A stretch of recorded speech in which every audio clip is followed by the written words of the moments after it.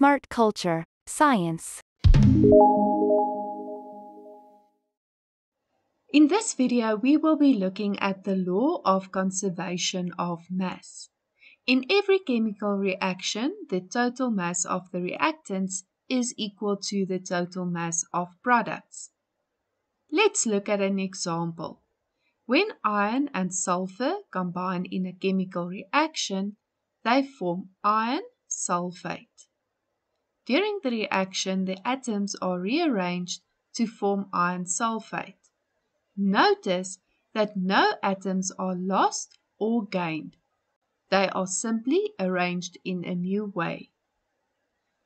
Let's see how this relates to the conservation of mass. Imagine we have a scale. Since the number of atoms remain the same, the total mass of the reactants is equal to the total mass of the products. So, the law of conservation of mass tells us that in any chemical reaction, the total mass remains the same.